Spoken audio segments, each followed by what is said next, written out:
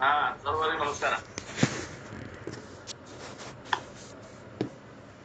ಸದಾಶಿವ ಸಮಾರಂಭಾಂ ಶಂಕರಾಚಾರ್ಯ ಮಧ್ಯಮಾಂ ಅಸ್ಮದಾಚಾರ್ಯ ಪರ್ಯಂತಾಂ ವಂದೇ ಗುರು ಪರಂಪರಾಂ. ವಂದೇ ಗುರು ಪರಂಪರಾಂ. ನಾವು ನಿನ್ನಿನ ದಿವಸ ಭಗವದ್ಗೀತೆ 13ನೇ ಅಧ್ಯಾಯದಾಗ 8ರಿಂದ 12ನೇ ಶ್ಲೋಕದ ಅರ್ಥವನ್ನ ನೋಡ್ತಾ ಅಮಾನಿತ್ವ ಅಂದ್ರೆ ಏನು ಅನ್ನುವಂಥದ್ದು ಹೇಳ್ಕೊಂತ ಬಂದು ಈಗ ಇವತ್ತಿನ ದಿವಸ ನಿನ್ನೆ ಅದಂಬಿತ್ವವನ್ನು ಕುರಿತು ಹೇಳ್ತಾ ಇದ್ರು. ದಂಬಾಚಾರ ಇಲ್ಲದೆ ಇರುವಂತದ್ದು ಅದಂಬಿತ್ವಂ ಅಂದ್ರೆ ಅದಕ್ಕೆ ಅವ್ರು ಏನಂದ್ರು, ಎರಡನೇದು ಖರ್ಚು ಇರ್ಬೇಕಾಗಿತ್ತು. ಅಂದ್ರೆ ಒಬ್ಬ ಸಾಧಕನಲ್ಲಿ ಇರಬೇಕಾದಂತ ಗುಣ ಅದಂಬಿತ್ವ. ದಂಬಿತ್ವ ಅಂತಂದ್ರ ಮಾನಿತ್ವದ ಒಂದು ಸ್ಥೂಲ ರೂಪ, ವ್ಯಕ್ತ ರೂಪ, ಪ್ರಕಟಿತ ರೂಪ. ಮಾನಿತ್ವದ ಪ್ರಕಟಿತ ರೂಪವೇ ದಂಬಿತ್ವ. ಮಾನಿತ್ವ ಅನ್ನೋದು ಒಳಗಿರ್ತದ, ದಂಬಿತ್ವ ಅನ್ನೋದು ಹೊರಗಿರ್ತದ ಅಂತ ಹೇಳ್ತಾವ. ನಾನೇ ಶ್ರೇಷ್ಠ, ನಾನು ಅಗ್ನಿ ಶ್ರೇಷ್ಠ ವ್ಯಕ್ತಿ, ನಾನು ಒಳ್ಳೆಯವ, ನಾನು ಕಲ್ತವ, ನನ್ನ ಸಮ ಯಾರು ಇಲ್ಲ, ಇದೇನು ಒಳಗಿನ ಭಾವ ಐತಲ್ಲ ಇದಕ್ಕ ಅಮಾನಿತ್ವ ಅಂತ. ಅಲ್ಲ, ಇದಕ್ಕ ಮಾನಿತ್ವ ಅಂತಾರ. ಅದರ ವಿರುದ್ಧ ಅದು ಇರದೇ ಇರುವಂತಹದ್ದು ಅಮಾನಿತ್ವ. ಅದನ್ನ ನಾವು ಹೊರಗಡೆ ತೋರ್ಸಾಗತ್ತೀವಿ ಮಂದಿಗೆ, ನಾನು ಸುಪೀರಿಯರ್ ಅದೇ ಅನ್ನೋ ವ್ಯಕ್ತ ರೂಪ ಅಂತಂದ್ರೆ ಅದಕ್ಕೆ ದಂಬಿತ್ವ ಅಂತ. ಅದು ಇರಬಾರ್ದು ಅಂತ ಅಮಾನಿತ್ವ ಅದಂಬಿತ್ವ ಎರಡನೇ ಗುಣವನ್ನ ಹೇಳ್ತಾ ಇದ್ದಾರೆ. Through various means that expression ವ್ಯಕ್ತ ಮಾನಿತ್ವಂ is ದಂಬಿತ್ವಂ. ಮಾನಿತ್ವದ ವ್ಯಕ್ತ ರೂಪವೇ ದಾಂಬಿತ್ವಂ ಅನ್ನುವಂಥದ್ದು ತಿಳ್ಕೊಂಡಿರಿ. ಅವ್ಯಕ್ತ ದಾಂಬಿತ್ವಂ is ಮಾನಿತ್ವಂ. ಅವ್ಯಕ್ತ ಮಾನಿತ್ವ ಇತ್ತಂದ್ರೆ ದಾಂಬಿತ್ವ ಇತ್ತಂದ್ರೆ ಅದಕ್ಕೆ ಮಾನಿತ್ವ ಅಂತಾರೆ. ಉಲ್ಟಾ ಪಲ್ಟಾ ಮಾಡಿ ಹೇಳ್ತಾರೆ. That means what? At the physical level also I want admiration. ದೈಹಿಕ ಮಟ್ಟದಲ್ಲಿಯೂ ಕೂಡ ನನಗ ಮತ್ತೊಬ್ಬರ ಹೊಗಳಿಕೆ ಬೇಕು. Because I consider that I am great. ಯಾಕಂದ್ರೆ ನನ್ನಲ್ಲಿ ಏನದ, ನಾನೇ ಶ್ರೇಷ್ಠ. ಎಲ್ಲರೂ ನನ್ನ ಗೌರವದಿಂದ ಕಾಣಬೇಕು. All the people should look at me and talk about me. ಎಲ್ಲರೂ ನನ್ನ ಬಗ್ಗೆ ಮಾತಾಡಬೇಕು. Physically also I conduct myself beginning from the very dress onwards. Vesha.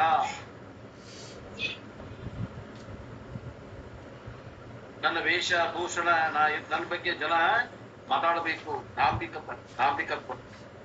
One should have body attractive dress, and my aim is I should be a head turner. Have you heard this expression? Head turner means what? When that person walks, every head turns. ನಾ ದಾರಿ ಒಳಗೆ ಹೊಂಟಂದ್ರೆ ಎಲ್ಲರೂ ನನಗೆ ತೆರೆಬಾಗಬೇಕು, ನಮಸ್ಕಾರ ಹೇಳ್ಬೇಕು ಅಂತ ಬಯಸ್ತಿರಲಿಲ್ಲ. ಇದು ದಂಬಿತ್ವ. And therefore self decoration, all beauty parlors become important. ಆದ್ದರಿಂದ ನಮ್ಮ ಸದಾ ಅಲಂಕಾರ ಮಾಡ್ಕೊಳ್ಳೋದಾಗ್ಲಿ, ಈ ಬ್ಯೂಟಿ ಪಾರ್ಲರ್ ಹೋಗಿ ಅಲಂಕಾರ ಮಾಡ್ಕೊಳ್ಳೋದಾಗ್ಲಿ, ಈಗ ನನಗೆ ಅದು ಬಹಳ ಮುಖ್ಯ ಅನಿಸ್ತದ. I should be centre of attraction. ಎಲ್ಲಲ್ಲಿ ಹೋದಲ್ಲೇ ನಾನು ಆಕರ್ಷಣೆಯ ಬಿಂದು ಆಗ್ಬೇಕು, ಕೇಂದ್ರ ಬಿಂದು ಆಗ್ಬೇಕು. ಸೊ ಥ್ರೂ ಡ್ರೆಸ್, ನಾ ಹಾಕೊಳ್ಳುವಂತ ಒಡವೆ ವಸ್ತುಗಳಿಂದ, ಥ್ರೂ ಮೈ ವಾಕಿಂಗ್, ನನ್ನ ನಡೆದಾಡುವ ಶೈಲಿಯಿಂದ, always coming to be the centre stage. There would be no work. Will come and tap the mic and go. ಕೆಲಸ ಏನಿಲ್ಲ, ಆ ಒಂದು ಪ್ರದರ್ಶನವನ್ನು ಮಾಡಿ ಹೋಗ್ಬಿಡೋದು ಸ್ಟೇಜ್ ಮೇಲೆ ಬಂದು. So the whole audience thinks that he is behind the whole program. ಈ ಒಂದು ದೊಡ್ಡ ಸಾಧನೆ ನಡೆದದ. ಇಲ್ಲಿ ಒಂದು ಕಾರ್ಯಕ್ರಮದ ಹಿಂದೆ ಇರುವಂತ ರೂವಾರಿ ನಾನು ತಿಳ್ಕೊಂಡು ಮಂದಿಗೆ ಗೊತ್ತಾಗಬೇಕು. Nothing he would have not done until yesterday. He would not have come to the scene, and somehow he manages to volunteer back and does like this and go. ಇಲ್ಲಿ ಮಟ್ಟ ಏನು ಕೆಲಸನ ಮಾಡಂಗಿಲ್ಲ ನಾವು. ಇವತ್ತಿನ ದಿವಸ ಬಂದು ದೊಡ್ಡ ಬ್ಯಾಚ್ ಹಾಕೊಂಡು ವಾಲಂಟಿಯರ್ ಅಂತ ಹಾಕೊಂಡು ಸ್ಟೇಜ್ ಮೇಲೆ ಅಡ್ಡಾಡಿ ಹೋಗ್ಬಿಡ್ತಾವ. ಈಗ ಪೋಸ್ಟ್ ಕೊಡೋ ಮಂದಿ ಬಾಳ ಅದಾರ. ಏನು ಕೆಲಸ ಬೇಡ, ಅಷ್ಟು ಕರಿಬೇಡ್ರಿ, ನನಗೆ ಕಿಮ್ಮತ್ ಕೊಡೋದು ಮರಿಬೇಡ್ರಿ ಅಂತ. So therefore all these are attention seeking expression, ornamentation, pretensions, ಎಲ್ಲ ಡೋಂಗಿ Bazaar. So Dambitva means all form of traditions through Visham. ತನ್ನ ವೇಷಭೂಷಣಗಳಿಂದ ಜನರನ್ನ ಅಟ್ರಾಕ್ಟ್ ಮಾಡ್ತಾರೆ ಇಂಥ ಜನ. ಇವು ಆಭರಣ ಹಾಕೊಂಡು ವೇಷಭೂಷಣ ಆಭರಣದಿಂದ ಜನರನ್ನ ಆಕರ್ಷಣೆ ಮಾಡ್ತಾರೆ. Through actions that are called ದಂಬಿತ್ವಂ. ಧಾಂಬಿಕತೆ ಇರ್ತದೆ ಇದರಲ್ಲಿ, ಕೆಲಸ ಮಾಡಕ್ ಬಲ್ರು, ಧಾಂಬಿಕತೆ ಹೆಸರು ಬೇಕು. ಅಂಡ್ ಅದಂಬಿತ್ವ ಮೀನ್ಸ್ ವಾಟ್? ಅದಂಬಿತ್ವ ಅಂದ್ರೆ ಇದ್ರ ವಿರುದ್ಧ ಗುಣ, ಅಂದ್ರೆ just the opposite of that. I do not want to seek attention. In coffee language simplicity. ಬಹಳ ಸರಳ ವ್ಯಕ್ತಿ ಅಂತ ನೀವು. ಯಾವುದು ಆಡಂಬರ ಇಲ್ಲ, ಆಚರಣೆ ಇಲ್ಲ, ಯಾವುದು ಗೌರವ ಯಾರ ಕಡೆಯಿಂದ ಬಯಸುವುದಿಲ್ಲ. ಮತ್ತೆ ಹೊಳ್ಳಿ ಅವರು ಸ್ಟೇಜ್ ಇಂದ ಎಲ್ಲ ಕೆಲಸ ಮಾಡಿರ್ತಾರೆ, ಯಾವುದನ್ನು ಮರ್ಯಾದೆ ಬಯಸುವುದಿಲ್ಲ ಇಂಥ ಜನ. ಅದಂಬಿತ್ವ ಅಂತಂದ್ರೆ ಎಲ್ಲ ಕಾರ್ಯಗಳನ್ನು ಮಾಡಿರ್ತಾರೆ, ಯಾವುದೋ ಒಂದು ರಿಕಗ್ನೇಷನ್ ಬೇಕಾಗಿರುವುದಿಲ್ಲ. In terms of dressing, in terms of movement, in terms of ornamentation, that person is so simple and he is conspicuous in the crowd, even though the greatest person in the world, he doesn't seek attention. ಇಡೀ ಜಗತ್ತಿಗೆ ದೊಡ್ಡ ವ್ಯಕ್ತಿತ್ವ ಇರುವಂತ ಮನುಷ್ಯ ಇರ್ತಾನೆ, ಆದ್ರೆ ಯಾರ್ದು ಪರಿಣಾಮಕಾರಿಯಾಗಿ ಅವ ಬಿಂಬಿಸುವುದಿಲ್ಲ ಯಾರ ಮ್ಯಾಗೂ. ಸಿಂಪಲ್ ಉಡುಗೊರೆ, ಸಿಂಪಲ್ ಡ್ರೆಸ್ ಇರ್ತಾವೆ, ಸಿಂಪಲ್ ಇರ್ತಾವ, ಬಹಳ ಸರಳ ಇರ್ತಾವ ಮನುಷ್ಯ. ಇಂಥ ಮನುಷ್ಯ ಏನಂತಾರೆ? ಅದಂಬಿತ್ವಂ ಇರಬೇಕು ಈ ಗುಣ. And therefore only the small timers, half boiled seek attention. As the English proverb says, empty vessels make noise. ಒಂದು ನಾಣ್ಣುಡಿ ಅದ, ಖಾಲಿ ಮಡಪಾಲ ಬಹಳ ಸಫಲ ಮಾಡ್ತದೆ. ಹಂಗ ಈ ಮಂದಿ ಮಾಡಕ್ ಹೋಗುದಿಲ್ಲ, ಸಫಲಾರ ಮಾಡಕ್ ಹೋಗುದಿಲ್ಲ, ತುಂಬಿದ ಕೊಡ ತುಳುಕುದಿಲ್ಲ. ಹಂಗಿರ್ತಾರೆ ಇವರು. ಯಾರು? ಅದಂಬಿತ್ವಂ ಇರೋರು. Full vessel doesn't. therefore ಧಾಂಬಿತ್ವಂ ಮೀನ್ಸ್ ಟೆನ್ಷನ್, ಧಾಂಬಿಕತೆ ತೂಗಾಗ್ತಾರೆ. ಧಾಂಬಿಕತ್ವ ಮೀನ್ಸ್ ಸಿಂಪ್ಲಿಸಿಟಿ. ಅದಂಬಿತ್ವಂ ಅಂದ್ರೆ simplicity. All great people are simple. ಎರಡು ವ್ಯಕ್ತಿಗಳನ್ನು ನೋಡಿ, ಇತಿಹಾಸದ ಅಭ್ಯಾಸ ಮಾಡ್ರಿ, ಅವರೆಲ್ಲ ಸರಳ ವ್ಯಕ್ತಿಗಳಿದ್ರು. ಇದು ಎರಡನೇದು ಮಾತು. ಈಗ ಮೂರನೇ ನೋಡ್ರಿ, ಅಹಿಂಸಾ. ಮೂರನೇ ಮಾತು ಅಹಿಂಸಾ. ಬರ್ಕೊಂಡ್ ಲಿಸ್ಟ್ ನೋಡ್ರಿ. ಅಹಿಂಸಾ ಅಂತಂದ್ರೆ ಹಿಂಸೆಯನ್ನ ಮಾಡದೇ ಇರುವುದು. Not injuring other living being. ಬೇರೆ ಜೀವಂತ ಪ್ರಾಣಿಗಳಿಗೆ ಹಿಂಸೆಯನ್ನು ಕೊಡದೇ ಇರುವಂತದ್ದು ಏನದ ಅಹಿಂಸಾ. ಹಿಂಸಾ ಮೀನ್ಸ್ ಇಂಜುರಿ ಆರ್ ವೈಲೆನ್ಸ್. ಹಿಂಸೆ ಅಂತಂದ್ರ ಜೀವಂತ ಪ್ರಾಣಿಗಳಿಗೆ ಜೀವ ತೆಗೆಯುವುದು ಆಗಲಿ ಅಥವಾ ಅವಕ್ಕೆ ತೊಂದರೆ ಕೊಡುವುದಾಗಲಿ, ಇದು ಹಿಂಸೆ ಕೊಡುವಂತದ್ದು ಏನದ, ಇದು ಹಿಂಸೆ. And we do not talk about only human beings, all living beings. Avoidance of injury and free ಕಾರಣ ಲೆವೆಲ್. ನಾವು ಬರೀ ಜನರಿಗೆ ಅಷ್ಟೇ ಹಿಂಸೆ ಕೊಡುವುದಲ್ಲ, ಎಲ್ಲ ಜೀವಂತ ಇರುವಂತಹ ಪ್ರಾಣಿಗಳು ಪಕ್ಷಿಗಳಿಗೂ ಕೂಡ ನಾವು ಅವುಗಳ ಜೀವಕ್ಕೆ ಏನು ತೊಂದರೆ ಉಂಟೆ ಮಾಡದೇ ಇರುವುದ ಅಹಿಂಸಾ. ಅಹಿಂಸಾ ಅಂತಂದ್ರೆ ಮೂರು ಕಾರಣಗಳ ಮಟ್ಟದಲ್ಲಿ ಯಾವ ತೊಂದರೆಯನ್ನು ಕೊಡೋಂಗಿಲ್ಲ. ಯಾವುವು ಮೂರು ಮಟ್ಟ ಅಂತಂದ್ರೆ at the level of 3 instruments, because we have got 3 instruments which can be injury. ನಾವು ಯಾರಿಗಾರ ನೋವು ಮಾಡ್ಬೇಕಂದ್ರೆ ಕಾಯ ವಾಚ ಮನಸ, ಈ ಮೂರುಗಳಿಗೆ ನೋವು ಮಾಡಕ್ ಸಾಧ್ಯ ಅದ. ಆದ್ದರಿಂದ ಆ ಮೂರುಗಳಿಂದಲೂ ನೋವು ಮಾಡದೇ ಇರುವಂತದ್ದು ಏನದ, ಅದು ahimsa. Like different weapons to hurt others, we already have 3 weapons to hurt others. ನಾವು ಮತ್ತೊಬ್ಬರಿಗೆ ಗಾಯಗೊಳಿಸ್ಬೇಕಾದ್ರೆ 3 ಆಯುಧ ಉಪಯೋಗ ಮಾಡ್ತೀವಿ. ಹಂಗ ಇಲ್ಲಿ ಮತ್ತೊಬ್ಬರಿಗೆ ಮನಸ್ಸು ನೋವು ಮಾಡಬೇಕಂದ್ರೆ 3 ಆಯುಧ ಉಪಯೋಗ ಮಾಡ್ತೀವಿ. You may ask, I do not have any weapon in my hand. ನೀವು ಅನ್ಬೋದು, ನಮ್ಮ ಕೈಯಾಗಿ ಯಾವ ಆಯುಧಗಳು ಇಲ್ಲ, ಆದ್ರೂ ನಮ್ಮ ಮಂದಿಗೆ ನೋವು ಮಾಡ್ತೇನೆ ಅಂದ್ರೆ ಯಾವುವು ಅಂತಂದ್ರೆ ಕಾಯ ವಾಚ ಮನಸ. ಇವರ mere existence is enough. There are inbuilt weapons, 3 numbers. ಅವು ಇನ್ಬಿಲ್ಟ್ ಮನುಷ್ಯನಲ್ಲಿ ಕೈಯಾಗಿ ಏನು ಇಲ್ಲ. ಅವು ಶರೀರದಲ್ಲಿ ಈ ಮನುಷ್ಯನಿಗೆ ಇನ್ಬಿಲ್ಟ್ ಇದಾವೆ, ಒಳಗಾದಾವ, ಕಣ್ಣಿಗೆ ಕಾಣಂಗಿಲ್ಲ, ಆದ್ರೂ ಕೂಡ ಮತ್ತೊಬ್ಬರಿಗೆ ನೋವು ಮಾಡ್ತಾವ. ಏನವು? ಯಾವುವು? ಕಾಯ, ಕಾಯಕ ಕರ್ಮ, ವಾಚಕ ಮತ್ತು ಮಾನಸ. The very body is weapon. ನಮ್ಮ ಶರೀರನ ಒಂದು ಆಯುಧ ಅದ, which can cause injury to others. ಮತ್ತೊಬ್ಬರಿಗೆ ಗಾಯವನ್ನು ಮಾಡುವಂತ ಶಕ್ತಿ ಉಳ್ಳದ್ದು. Hand and legs which Bhagwan has given with good intention. ಭಗವಂತ ನಮಗೆ ಕೈ ಎದು ಕೊಟ್ಟಾನೆ, ಕಾಲು ಎದು ಕೊಟ್ಟಾನೆ, ನಾವ್ ಎದಕ್ಕೆ ಉಪಯೋಗ ಮಾಡ್ತೇವಿ? ಅವ ಆಯುಧ ಆಗ್ತಾವ. ಕೈ ಮತ್ತು ಕಾಲುಗಳ ಆಯುಧ ಆಗ್ತಾವ ಅಂತವು. But we weapon to use it terribly. And similarly walk is another instrument. walk ಅಂದ್ರೆ ಮಾತಿನಿಂದ ಮನಸ್ಸಿಗೆ ನೋವು ಮಾಡ್ತೇವೆ ನಾವು. ಅದು ಕೂಡ ಒಂದು ಉಪಕರಣವೇ ನೋವು ಮಾಡಲಿಕ್ಕೆ. Animals do not have this instrument. ಪ್ರಾಣಿಗಳಿಗೆ ವಾಕ್ ಶಕ್ತಿ ಇಲ್ಲ.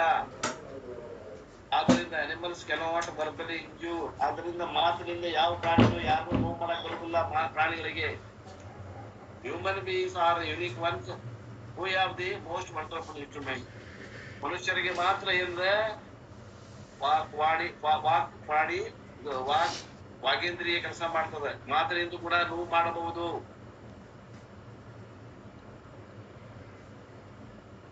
It can be used or it can be terribly abused. Verbal abuse, you know, is worse than physical ones. ಮಾತಿನಿಂದ ಚುಚ್ಚಿ ಮಾತಾಡಿ ಏನು ಹಿಂಸೆ ಮಾಡ್ತೀವಿ, ಇದು ಮೈಯಿಂದ ಮೈಗೆ ಬಡಿಯೋದಕ್ಕಿಂತಲೂ ಬಹಳ ಕನಿಷ್ಠವಾದ, ಬಹಳ ತ್ರಾಸ ಕೊಡ್ತದೆ. So there are Quran saying also that a wound caused by tongue will not heal easily. ಅಂತಾರ, ಯಾವ ಮಾತಿನಿಂದ ಮಾಡಿದಂತ ಗಾಯ ಅದು ಲಘು ಮಾಯಂಗಿಲ್ಲ. ಶರೀರಕ್ಕಾದ ಗಾಯ ಮಾಯಬಹುದು, ಮನಸ್ಸಿಗಾದ ಗಾಯ, ಮಾತಿನಿಂದ ಆದ ಗಾಯ ಮರೆಯಕ್ ಆಗುದಿಲ್ಲ ಅಂತ. So there is a Quran saying also that the wound caused by the tongue will not heal easily, and therefore verbal himsa, ಮಾತಿನಿಂದ ಹಿಂಸೆ ಮಾಡ್ತಕ್ಕಂಥದ್ದು. And there is a third instrument called mind, ಮನಸ್ಸು, ಅಂತಃಕರಣ. And this is mentally also himsa is possible through thoughts. Mentally cursing others, ಮಾನಸಿಕವಾಗಿ ಮತ್ತೊಬ್ಬರಿಗೆ ಶಾಪ ಹಾಕೋದು. ಅವ್ರ ಮನೆ ಉದ್ಧಾರ ಆಗಬಾರ್ದು ಅಂತ ಕಿತ್ಕೊಂಡು ಶಾಪ ಹಾಕೋದು. ಇದು ಕೂಡ ಒಂದು ಆಯುಧ.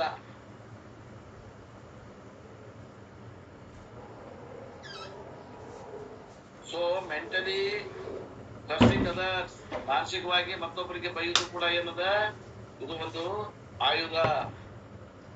And remember, thoughts are powerful forces, and therefore kayaka, vachaka and mansika ಹಿಂಸಾ ವರ್ಜನಂ ಈಸ್ ಅಹಿಂಸಾ. ಆದ್ದರಿಂದ ಅಹಿಂಸಾ ಅಂದ್ರೆ ಏನು? ಯಾರಿಗಾಗಲಿ ಕಾಯಕದಿಂದ, ವಾಚಕದಿಂದ ಮತ್ತು ಮನಸ್ಸಿನಿಂದ ಹಿಂಸೆ ಮಾಡದೇ ಇರುವುದೇ ಅಹಿಂಸಾ. And why do you say Ahimsa is a value to be practiced? ಜ್ಞಾನಿ ಆಗ್ಬೇಕಂದ್ರೆ ಮುಮುಕ್ಷುಗಳು ಅಹಿಂಸಾವನ್ನ ಪಾಲಿಸಬೇಕು ಅಂತ ಯಾಕೆ ಹೇಳ್ತಾರಂದ್ರ, in fact in the yoga shastra, Ashtanga yoga, they talk about 10 important values. Yoga shastra, Patanjali ಯೋಗ ಶಾಸ್ತ್ರದಲ್ಲಿ ಅಷ್ಟಾಂಗ ಯೋಗ ಹೇಳಬೇಕಾದಾಗ ಯಮ, ನಿಯಮ, ಆಸನ, ಪ್ರಾಣಾಯಾಮ, ಪ್ರತ್ಯಾಹಾರ, ಧ್ಯಾನ, ಧಾರಣ, ಸಮಾಧಿ, ಈ ಅಷ್ಟಾಂಗ ಯೋಗವನ್ನು ಹೇಳಬೇಕಾದ್ರೆ ಅವರು ಒಂದು 10 ಸಾಧನೆಗಳನ್ನು ಹೇಳ್ತಾರೆ. I call them 10 commandments of Hinduism.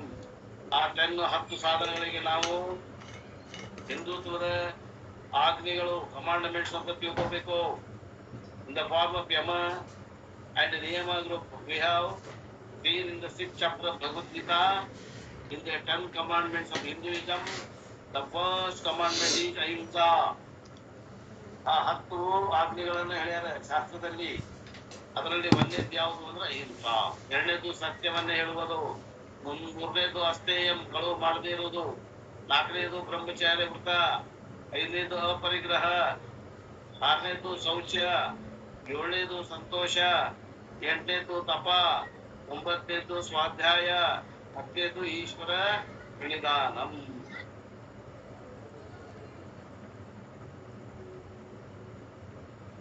Dealt within the 6th chapter introduction, I have also separately dealt with as I talked about 10 commandments of Hinduism.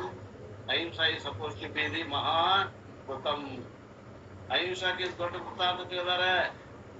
Hindu ಧರ್ಮದಲ್ಲಿ ಎ ಮೇಜರ್ ರೋ ಇದು ಒಂದು ಸಾಧಕನಲ್ಲಿ ಇರಬೇಕಾದಂತಹ ಒಳ್ಳೆಯ ಗುಣ. A spiritual seeker has to be committed. ನಿಜವಾದ ಮುಮುಕ್ಷು ಈ ಗುಣಗಳನ್ನ ಹೊಂದಕ್ಕೆ ಪ್ರಯತ್ನ ಮಾಡಬೇಕು. Why do we consider a major ವೃತ್ತಂ? ಇದಕ್ಕೆ ದೊಡ್ಡ ಶ್ರೇಷ್ಠ ವೃತ್ತ. It is another topic which can deal with on and on and on, but with some important features will see. ಯಾಕಂದ್ರೆ ಇದು ಬಹಳ ಮುಖ್ಯದ. ಆ ವಿಷಯವನ್ನು ನಾವು ಹೈಲೈಟ್ ನೋಡ್ತೀವಿ.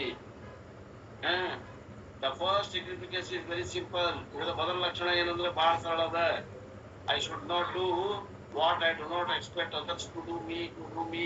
ಧರ್ಮ ಅಂದ್ರೆ ಏನು ಅಂದ್ರೆ ಯಾವುದನ್ನ ನನಗೆ ಯಾರಾದ್ರೂ ಮಾಡಿದ್ರೆ ನನಗೆ ಸಂತೋಷ ಆಗ್ತದೆ, ಯಾವುದನ್ನ ಯಾರಾದ್ರೂ ನನಗೆ ಮಾಡಿದ್ರೆ ದುಃಖ ಆಗ್ತದ, ಅದನ್ನು ಮತ್ತೊಬ್ಬರಿಗೆ ನಾನು ಮಾಡದೇ ಇರುವಂತದ್ದು. ದುಃಖ ಆಗುವಂತದ್ದು ಮಾಡದೇ ಇರುವುದು, ಸುಖ ಆಗುವಂತದ್ದು ಮಾಡ್ಕೊಂಡು ಹೋಗೋದಕ್ಕೆ ಏನಂತಾರ ಧರ್ಮ. ಎ ವೆರಿ ಸಿಂಪಲ್ ಲಾ. ಧರ್ಮ ಅಂದ್ರೆ ಇದೇ ಬಹಳ ಸಿಂಪಲ್ ಸರಳವಾದಂತ ಧರ್ಮ. ಯಾವುದನ್ನ ಯಾರು ನನಗ್ ಮಾಡಿದ್ರೆ ನನಗೆ ಸಂತೋಷ ಅನಿಸ್ತದ, ಅದನ್ನ ನಾನು ಮತ್ತೊಬ್ಬರಿಗೆ ಮಾಡುವುದು ಧರ್ಮ. ಯಾರು ಯಾವುದನ್ನ ಮಾಡಿದ್ರೆ ನನಗೆ ದುಃಖ ಆಗ್ತದ, ಅದನ್ನು ನಾನು ಮತ್ತೊಬ್ಬರಿಗೆ ಮಾಡದೇ ಇರುವುದೇ ಧರ್ಮ.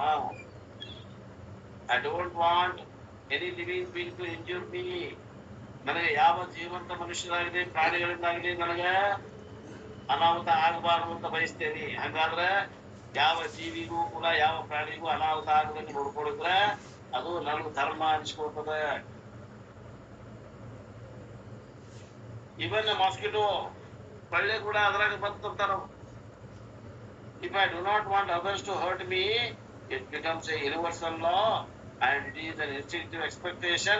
Nobody teaches this. ಈ ಧರ್ಮವನ್ನು ಯಾರಿಗೂ ಕಲಿಸಲು ಬೇಕಾಗಿಲ್ಲ. ನೀವ ತಿಳ್ಕೋಬಹುದು. It is instinctive and natural expectation. ಇದು ಸ್ವಾಭಾವಿಕದ. ಧರ್ಮ ಅನ್ನುವಂಥ ಸ್ವಾಭಾವಿಕದ. What is my expectation? ನನ್ನ ಬಯಕೆ ಏನು? Nobody should hurt me. ನನಗೆ ಯಾರು ತೊಂದರೆ ಕೊಡಬಾರದು. Which means everybody else has got some instinctive expectation that I should not hurt him, or therefore this becomes a universal law.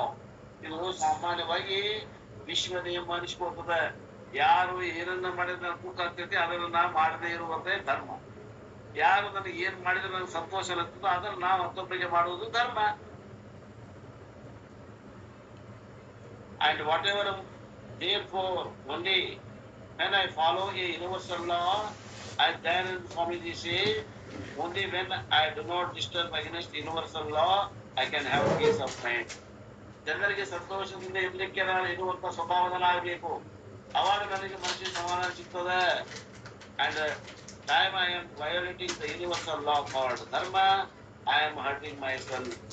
ಧರ್ಮವನ್ನು ಪಾಲಿಸಬೇಕಂತಂದ್ರೆ ನನ್ನಷ್ಟಕ್ಕೆ ನಾನು ಮುಂದುವರೆದುವಂತ ಪ್ರಸಂಗ ಬರ್ತದೆ. Dayananda Swamiji gives a beautiful example. ದಯಾನಂದಪ್ಪವರು ಗುರುಗಳು, ಪರಮಾರ್ಥ ಗುರುಗಳು. ಅವರು ಒಂದು ಉದಾಹರಣೆ ಕೊಡ್ತಾರಂತ ನೋಡ್ರಿ. ಏನಂತ? If you want to know, suppose there is an old tree, ಪುಲ್ಲಿಯಾಮರನ್ ಆರ್ ವೆಪ್ಪಮರನ್, and you see the trunk, it has got a very, very, very rugged surface, very, very rough surface. And suppose you go and remove your dress, pant, banyan and all, and rub against the trunk of the Pulliyamaran or the tamarind or neem tree. When you rub against the tree, what happens to the tree? Nothing will happen. On the other hand, depending upon the intensity of rubbing, you are hurt. When I rub against a tree, I am rubbing.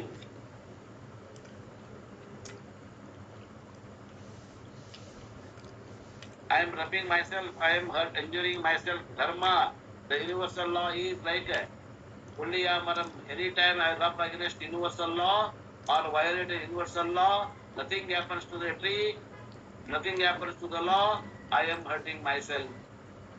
ಅಂತಾರ ಅಪ್ಪವರು. ಒಂದು ದೊಡ್ಡ ಮರ ಅದ ಅಂತ ತಿಳ್ಕೊಡ್ರಿ. ಆ ಮರಕ್ಕೆ ಹೋಗಿ ನಾನು ಬೆನ್ನ ಮೈನ ತಿಕ್ತೇನೆ ಅಂದ್ರೆ ಆ ಮರಕ್ಕೆ ಏನಾಗುದಿಲ್ಲ, ನೋವಾಗುದು ನನಗಾಗ್ತದ ಅಂತಾರ. ಹಂಗ ಏನಂತಾರ, ಧರ್ಮ ಅನ್ನುವಂಥದ್ದಕ್ಕೆ ಏನದ ಅದನ್ನ ನಾ ಪಾಲಿಸ್ಬೇಕು, ಪಾಲಿಸಿಕಾದ್ರೆ ನನಗ್ ನೋವಾಗ್ತದ ಅಂತಾರ. ಆ ಧರ್ಮಕ್ಕೆ ಏನಾಗುದಿಲ್ಲ, ನನಗ್ ನೋವಾಗ್ತದ. ನಾನು ಹೋಗಿ ದೊಡ್ಡ ಗಿಡಕ್ಕೆ ತೆಕ್ಕಿ ಹಾಕಿಕೊಂಡು ಮೈ ತಿಕ್ಕದಂಗ ಅಂತಾರ.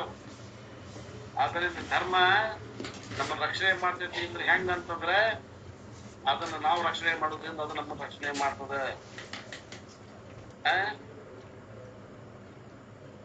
Nothing happens to the law.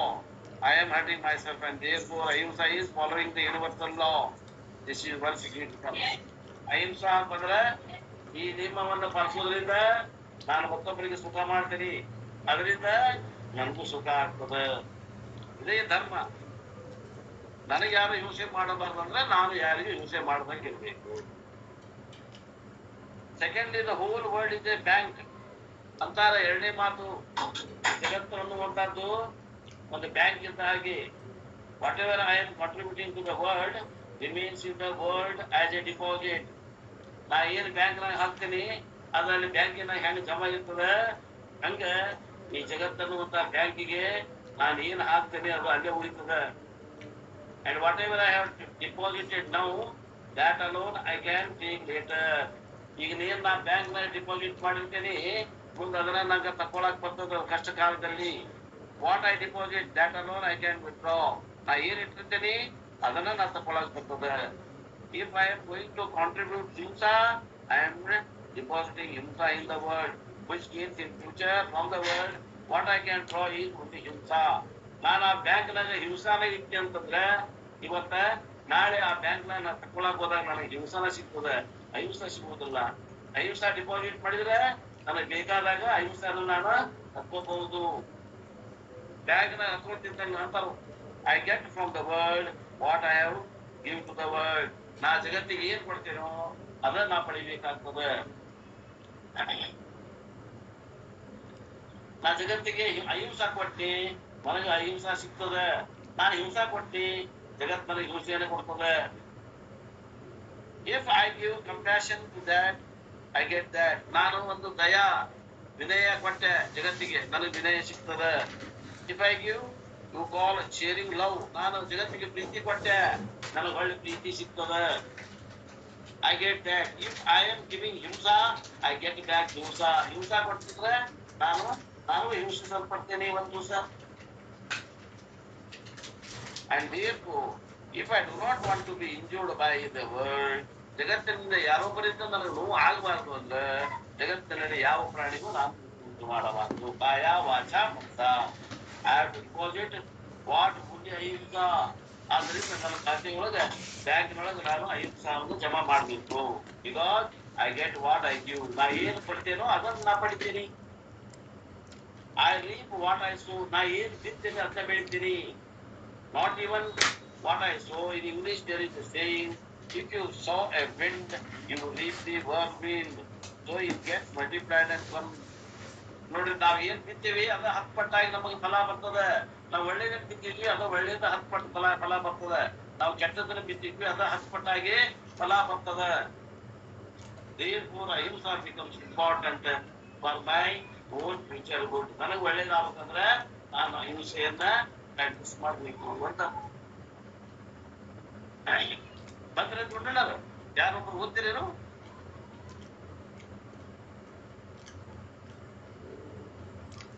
ಯಾರ ಕಡೆ ಬುಕ್ ಅದ? ಯಾರ ಕಡೆ ಅದ ಬುಕ್? ಮಂಜುನಾಥ ಐತಲ್ರಿ, ಬರ್ತೀರಿ? ಇಲ್ರಿ, ಪುಸ್ತಕ ಇಲ್ಲ, ಮಾಡಿಸ್ಬೇಕಾಗಿತ್ತಲ್ರಿ ಮಂಜುನಾಥ್. ಇಂಗ್ಲಿಷ್ ಬರ್ತದೆ ನಿಮ್ಗೆ. ಸುರೇಶ್, ನೀವು ದಿವ್ಯಾನಂದ್ರ ಮಾಡ್ತೀರಿ?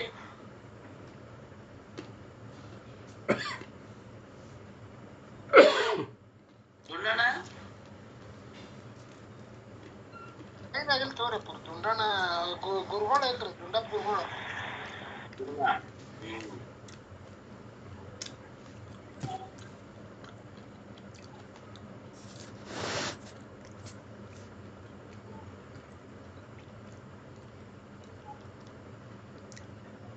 ಏನ್ ಬಿತ್ತೀರಿ ಅದನ್ನ ಬೆಳಿತೀರಿ. ಅಹಿಂಸ ಬಿತ್ತಿದ್ರಿ ಅಹಿಂಸನ ಫಲ ಬರ್ತದ ಅಂತಾರ. And thirdly, this is very important from the angle of psychology and Vedanta. The tendency to hurt others is simple, impulsive and natural. Our tendency to hurt others is very, very natural. And to hurt others, if you see the philosophy, psychology behind it, we have got a lot of expectation from our setup, from our family members and from our neighbors, from the government. We have got certain expectations.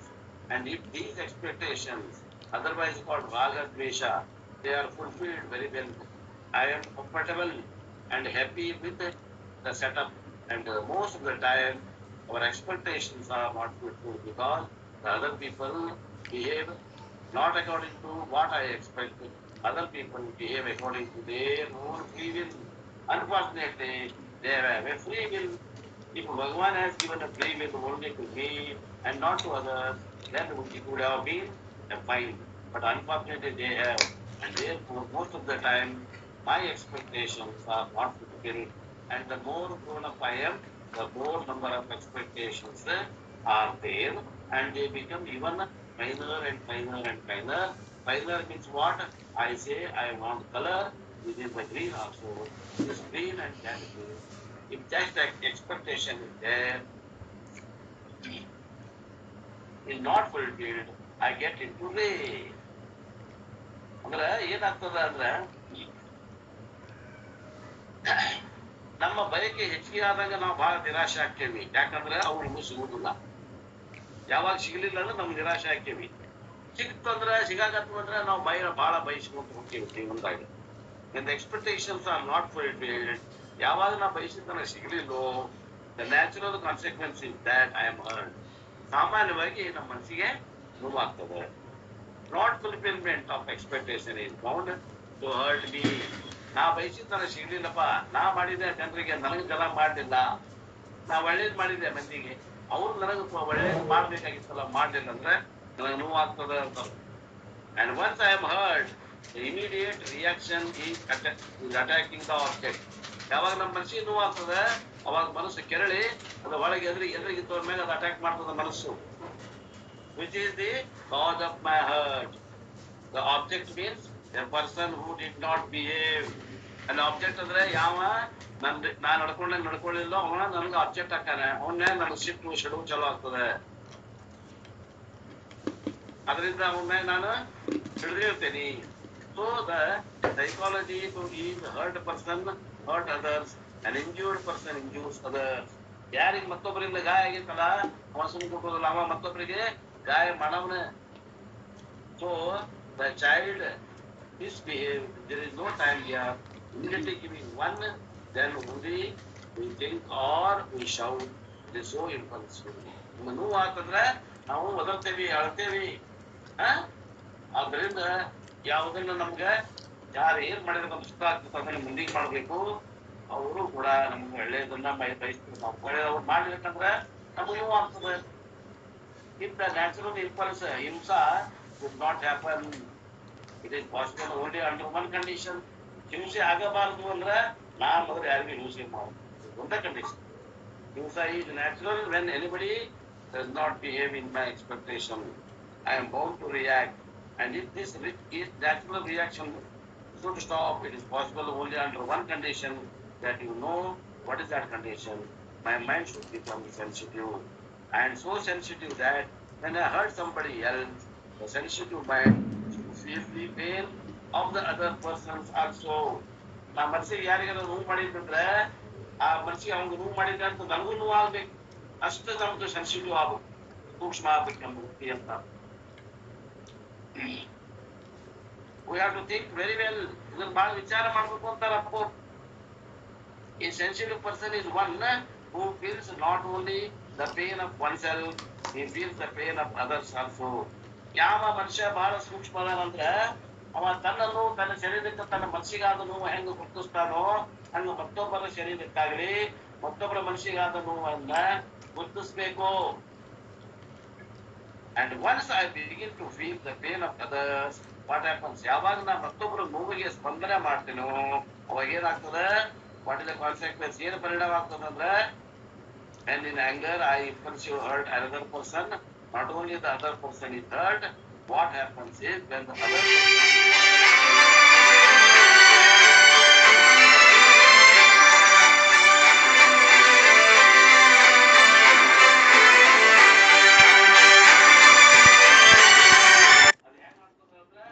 ತಾಯಿ ಶಿವಿಗೆದಾಗ ಮಗು ಬಿಡ್ತಾಳೆ, ಹೊರಕೊಂಡಾದ್ಮೇಲೆ ಮಲಗ್ತಾಳೆ ನೋಡಿ, ಹಂಗೆ ಮಲಗ್ತೀವಿ ನಾವು. Because mother goes through the pain which the child goes through. ಮಗುವಿಗಾದರೂ ತಾಯಿಗಾಗ್ತದೆ. ಆ ರೀತಿ ನಮ್ಮ ಎದುರಿಗಿಂತ ನಾವು ಯಾರಿಗೆ ಹಿಂಸೆ ಮಾಡಿದ್ವೋ ಅವ್ಗಾಗ್ಬೋದು ನಾವು ಅನ್ಕೊಳ್ತೀವಿ. And therefore what happens? ಏನಾಗುತ್ತೆ ಅಂದ್ರೆ, ಸೆನ್ಸಿಟಿವ್ ಮೈಂಡ್ ಯಾವ್ದು ಮನಸ್ಸು ನಾಟುತ್ತಿರ್ತದೆ, hurting any person is as good as hurting himself. ಮತ್ತೊಬ್ಬರಿಗೆ ನೋವು ಮಾಡೋದಂದ್ರೆ ಅದು ನಾವು ಜನರಿಗೆ ನೋವು ಮಾಡೋದಂಗ ಆಗ್ತದೆ. For a sensitive person, a sensitive mind, hurting another person is like a self-injury, and we never like to hurt ourselves. ನಾವು ಮತ್ತೊಬ್ಬರಿಗೆ ನೋವು ಮಾಡುವ ಮೂಲಕ ನಮಗೆ ನಾವು ನೋವು ಮಾಡ್ಕೊಳಕ್ಕೆ ತಯಾರಾಗುವುದಿಲ್ಲ ಅಂತಾರ. So since I do not like to hurt myself, I will never like to hurt others. Because I am hurting another person, I am hurting myself. ನಾ ಮತ್ತೊಬ್ಬರಿಗೆ ನೋವು ಮಾಡಾಕತ್ತೇನಂದ್ರ ಅದು ನೋವು ನನಗ ಆಗ್ತೈತಿ. ಆದ್ದರಿಂದ ನಾ ಮತ್ತೊಬ್ಬರಿಗೆ ನೋವು ಮಾಡಕ್ ಹೋಗೋದಿಲ್ಲ. Can you see the psychology behind it? ಏನದ ಈ ಒಂದು ಮನಃಶಾಸ್ತ್ರ ಏನೈತಿ ಅಂದ್ರೆ ಹಿಂದ ಅನ್ನುವಂತ ವಿಚಾರ ಮಾಡಿದ್ರೇನು? For once I became a sensitive person. ಯಾವಾಗ ನಾನು ಬಹಳ ತಿಳುವಳಿಕೆ ಉಳ್ಳಂತ ಮನುಷ್ಯ ಆಗ್ತೀನಿ, I become incapable of hurting another one. ನಾನು ಮತ್ತೊಬ್ಬರಿಗೆ ನೋವು ಕೊಡುವಂತ ಕೆಲಸವನ್ನ ಮಾಡೋದಿಲ್ಲ. And because every time I heard another, I go sleepless nights. ಯಾರಿಗಾರ ಬೈದಿ, ಯಾರಿಗಾರ ಕ್ಲಾಸ್ ಕೊಟ್ಟೆ, ಯಾರಿಗ ಮನುಷ್ಯಪ್ಪ ಬೈದೆ ಅಂದ್ರೆ ನನಗೆ ನಿಂಗೆ ಹಾಕುದಂತ ರಾತ್ರಿಗಳು ಕಳಿಬೇಕಾಗ್ತದೆ. ಯಾಕರ ನೀವು ಮನೆ ಸುಮ್ಮನಿರ್ಬೇಕಾಗಿತ್ತು ಅಂತ ನನಗ ನೋವು ಆಗ್ತದೆ. ಆದ್ರಿಂದ ನಾನು ಮತ್ತೊಬ್ಬರಿಗೆ ಹಿಂಸೆ ಮಾಡಕ್ ಹೋಗುದಿಲ್ಲ. How he feels humiliated, how he feels disturbed, how he is disturbed. Sometimes the other person says doesn't matter, then also I am very sensitive. ಅವ ಅಂತಾನೆ ಎದಿರ್ತಾವ, ಪರವಾಗಿಲ್ಲ ನೀ ಬೈ ಅಂತ ನಾವು. ಆದ್ರೂ ಇವ ಬೈಯಾಕ ನಾವು ಮನಸ್ಸಾಗೋದಿಲ್ಲ. ಯಾಕ? ಇವನ ಮನಸ್ಸು ಸೂಕ್ಷ್ಮ ಆಗ್ಯದ. That for days together I cannot sleep. ಒಂದ್ಸಲ ಏನಾರ ಹೆಚ್ಚು ಕಮ್ಮಿ ಆತಂದ್ರೆ ನಾನು ದಿವಸ ಗಟ್ಟೆ 4 ದಿವಸ 5 ದಿವಸ ನಿದ್ದೆ ಹತ್ತುದಿಲ್ಲ. ಅಷ್ಟು ಸೂಕ್ಷ್ಮ ಆಗೈತೆ ನನ್ನ ಮನಸ್ಸು ಅಂತಾರ. My mind registers others pains. ಮತ್ತೊಬ್ಬರ ನೋವನ್ನ ನನ್ನ ಮನಸ್ಸು ದಾಖಲೆ ಮಾಡ್ತಾ ಇದೆ. ಆದ್ದರಿಂದ ನಾ ಮತ್ತೊಬ್ಬರಿಗೆ ಕೆಳಕನ್ನ ಬಯಸುವುದಾಗಲಿ, ಅವರಿಗೆ ಬೈಯುವುದಾಗಲಿ, ಅವರಿಗೆ ಮಾನಸಿಕವಾಗಿ ಹಿಂಸೆ ಕೊಡುವುದಾಗಲಿ, ಬಾಯಿಂದ ಕೆಟ್ಟ ಮಾತಾಡುವುದಾಗಲಿ ನಾನು ಮಾಡುವುದಿಲ್ಲ. And therefore following the value of ahimsa is possible if I make the mind sensitive. ಅಹಿಂಸಾ ಆಗ್ಬೇಕಂದ್ರೆ ಮನಸ್ಸು ಬಹಳ ಸೂಕ್ಷ್ಮ ಆಗ್ಬೇಕು. Specialization required for following ahimsa. ಅಹಿಂಸಾವನ್ನು ನಾವು ನಿತ್ಯ ಜೀವನದಲ್ಲಿ ತರಬೇಕಂದ್ರೆ ನಮಗೆ ಬಹಳ ಸೆನ್ಸಿಟಿವ್, ಬಹಳ ತೀಕ್ಷ್ಣ ಬುದ್ಧಿಯವರು ಆಗ್ಬೇಕು, ಸೂಕ್ಷ್ಮ ಬುದ್ಧಿ ಉಳ್ಳವರಾಗ್ಬೇಕು, ನಾಜೂಕ ಬುದ್ಧಿ ಉಳ್ಳವರಾಗ್ಬೇಕು ಅಂತ. In psychological language they call it empathy. ಏನಂತಾರ? ದಯಾ. So that can be developed, and therefore following ahimsa makes my mind sensitive. ಆ ಅಹಿಂಸೆಯನ್ನ ನಾನು ಅದು ನನ್ನ ಗುಣವನ್ನಾಗಿ ಮಾಡ್ಕೊಂಡ್ರೆ ನನ್ನ ಮನಸ್ಸು ಬಹಳ ಸೂಕ್ಷ್ಮ ಆಗ್ತದೆ. And sensitive mind is required to appreciate the subtle topics. ವೇದಾಂತದಲ್ಲಿ ಬರುವಂತಹ ಸೂಕ್ಷ್ಮ ವಿಷಯವನ್ನ ಗ್ರಹಣ ಮಾಡ್ಲಿಕ್ಕೆ ನನ್ನ ಮನಸ್ಸು ಬಹಳ ಸೂಕ್ಷ್ಮ ಆಗುವಂತ ಬೇಕಾಗ್ಯದ. ವೇದಾಂತ ಈ ಸಟಲ್, ವೇದಾಂತ ಬಹಳ ಸೂಕ್ಷ್ಮದ ವಿಷಯ. That I require a sensitive mind. ವೇದಾಂತ ನನಗೆ ತಿಳಿಬೇಕಂದ್ರೆ ನನ್ನ ಮನಸ್ಸು ಬಹಳ ಸೂಕ್ಷ್ಮ ಆಗಬೇಕು. And therefore ahimsa means sensitive mind. ಅಹಿಂಸಾ ಅಂದ್ರೆ ನಮ್ಮ ಸೂಕ್ಷ್ಮ ಮನಸ್ಸಿಗೆ ನಾವು ಅಹಿಂಸಾ ಅಂತ ಕರಿತೀವಿ. Even when you read the newspaper of violence happening somewhere, my mind should feel the pain. News ಪೇಪರ್ನಾಗ ಸಂಬಂಧ ಇದ್ದವ್ರಿಗೆ ಅಲ್ಲಿ ಏನೋ ಗಾಯ ಆಗಿತ್ತು, ಏನೋ ಕೆಟ್ಟಾಗಿ ಸುದ್ದಿ ಓದಿದ್ರೆ ನಮ್ಮ ಮನಸ್ಸು ಮಿಡಿತಾ ಇರಬೇಕು, ಪಾಪ ಆಗ್ಬೇಕು, ನಮ್ಮ ಮನಸ್ಸಿನಿಂದ ನಾವು ಹುಚ್ಚರಾಗ್ಬೇಕು. ಅಷ್ಟು ಸೂಕ್ಷ್ಮ ಆಗ್ಬೇಕು ನಮ್ಮ ಮನಸ್ಸು. If my mind does not feel the pain, that mind is called a gross mind. ಮತ್ತೊಬ್ಬರ ಕಷ್ಟ ಆದಾಗ ನಮಗೆ ನೋವು ಆಗ್ಲಿಲ್ಲ ಅಂದ್ರೆ ಅದಕ್ಕೆ ಏನಂತಾರಂತ? ಸ್ಥೂಲ ಮನಸ್ಸುಳ್ಳವ, ರಜೋಗುಣವುಳ್ಳವ, ಅಂತಾರೆ, ತಮೋ ಗುಣವುಳ್ಳವ ಅಂತಾರೆ. ಆದ್ದರಿಂದ ನಾವು ಸತ್ವ ಗುಣಿಗಳಾಗಬೇಕು. A gross mind alone can comfortably hurt others. ಯಾವ ಮನಸ್ಸಿನಾಗ ರಜೋಗುಣ ತಮೋಗುಣ ಅದಾವ ಅಂತ ಮನಸ್ಸು ಮಾತ್ರ ಮತ್ತೊಬ್ಬರಿಗೆ ಮಾನಸಿಕವಾಗಿ ಆಗಲಿ ದೈಹಿಕವಾಗಲಿ ತ್ರಾಸ ಕೊಡಬಹುದು, ಅವ್ರಿಗೆ ತೊಂದರೆ ಕೊಟ್ಟ ಅವ್ರು ಸುಖ ಅನುಭವಿಸ್ತಾರೆ. ಆದ್ರೆ ಸತ್ವಗುಣ ಇದ್ರೆ ಹಂಗ ಆಗುದಿಲ್ಲ, ಸೂಕ್ಷ್ಮ ಗುಣ ಇದ್ರೆ ಹಂಗ ಆಗುದಿಲ್ಲ. A gross mind can comfortably hurt others. A sensitive mind is very much hurt in hurting others. ಸೂಕ್ಷ್ಮ ಮನಸ್ಸಿತ್ತಂದ್ರೆ ಮತ್ತೊಬ್ಬರಿಗೆ ನೋವು ಆತಂದ್ರೆ ತನ್ನ ಮನಸ್ಸಿನ ಮೇಲೆ ನೋವು ಮಾಡ್ಕೊತದೆ. And that is why somebody said. ಆದ್ರಿಂದ ಕೆಲವು ಬಹಳ ಮಂದಿ ಹೇಳ್ತಾರಂತೆ, crime itself becomes a punishment for a sensitive mind. ಆ ಸೂಕ್ಷ್ಮ ಮನಸ್ಸಿತ್ತಂದ್ರೆ ಅಪರಾಧಿ ಭಾವ ಏನ್ ಮಾಡ್ತಂದ್ರೆ ಅವ್ರನ್ನ ನಾಶ ಮಾಡಿಬಿಡ್ಬೋದು. ಸೂಕ್ಷ್ಮ ಮನಸ್ಸಿದ್ದವರಿಗೆ self crime becomes a punishment for a sensitive mind. For a gross mind, others are hurt, nothing happens, and therefore we require what? Sukshma buddhi. Ahimsa is very important value. ಅಹಿಂಸಾ ಪರಮೋ ಧರ್ಮ ಅಂತ ನೋಡ್ರಿ. ಧರ್ಮಗಳಲ್ಲಿ ಶ್ರೇಷ್ಠವಾದ ಧರ್ಮ ಯಾವುದು ಅಂದ್ರೆ ಅಹಿಂಸಾ. ಇಷ್ಟು ಹೇಳ್ಯಾರ. ಇನ್ನ ಮುಂದಿನ ವ್ಯಾಲ್ಯೂ ಯಾವುದು? ಶಾಂತಿ ಅನ್ನೋದು ಹೇಳ್ಬೇಕು. ಆ ವಿಷಯವನ್ನ ನಾನು ಮತ್ತೆ ನಾಳೆಗೆ ಹೇಳ್ತೇನೆ ಅನ್ನೋರಿಗೆ ಇವತ್ತಿನ ಈ ವಾಗ್ರೂಪ ಸೇವೆಯನ್ನು ಗುರುಪಾದಕ್ಕೆ ಸಲ್ಲಿಸಿ ನನ್ನ ವಾಣಿಗೆ ವಿರಾಮ.